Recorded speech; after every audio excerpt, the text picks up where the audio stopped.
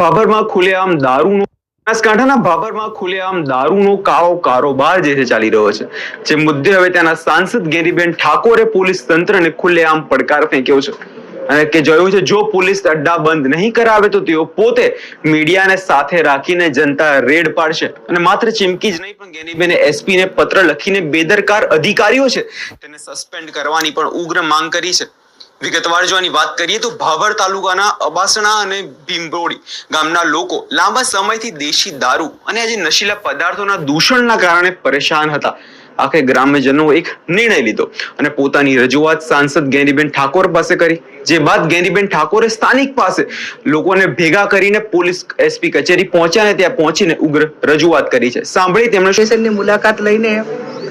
અબાસણા, ભીમરોડી અને બીજા અન્ય ગામોની અંદર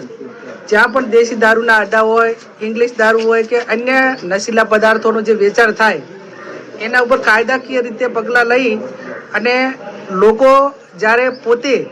પોલીસ સ્ટેશનમાં આવીને આવેદનપત્ર આપીને પોલીસની મદદ માગતા હોય ત્યારે આજે આવેદનપત્ર આપ્યું છે। પોલીસે પણ આ કામગીરી ગંભીરતાથી કરવા માટેની ખાતરી આપી છે। મારી એસપી સાથે પણ વાત થઈ છે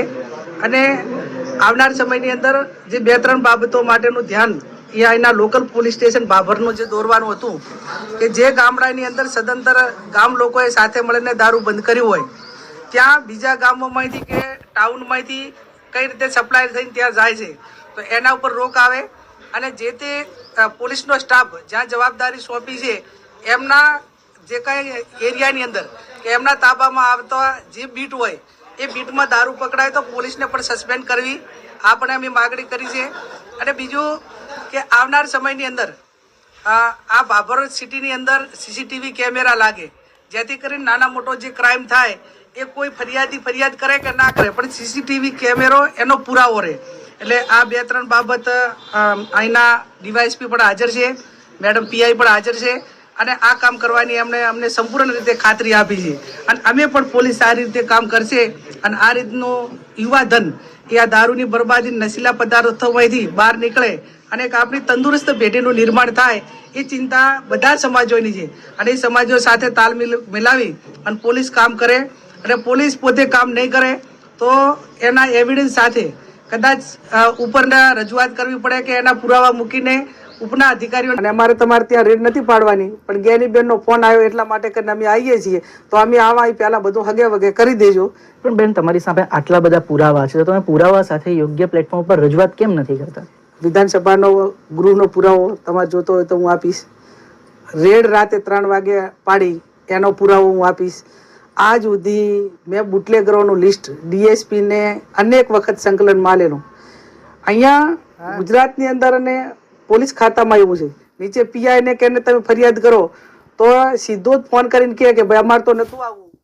અને અમારે તમારે ત્યાં રેડ નથી પાડવાની પણ ગેનીબેનનો ફોન આવ્યો એટલા માટે કરીને અમે આવીએ છીએ તો અમે આવા પહેલાં બધું હગે વગે કરી દેજો જેથી કરીને અમારા હાથમાં કાંઈ આવે નહીં અને અમારે પણ કહેવા થાય કે અમે ત્યાં ગયા હતા પણ કાંઈ નથી। મેં કોંગ્રેસની જાહેર સભામાં કીધું છે શ્યામભાઈ કે હવે કોંગ્રેસ એ વિસ્તાર પ્રમાણે, મોડલા પ્રમાણે, ગામ પ્રમાણે, સિટી હોય તો વોર્ડ પ્રમાણે એનું સર્વે કરે, અફીણ વેચવાવાળા કેટલા છે, સિર્ફ જેવી તમામ જે કેફી પદાર્થોનું વેચાણ કરવાવાળા લોકો એ કેટલા છે એનું લિસ્ટ બનાવો, મોબાઈલ નંબર સાથે, લોકેશન સાથે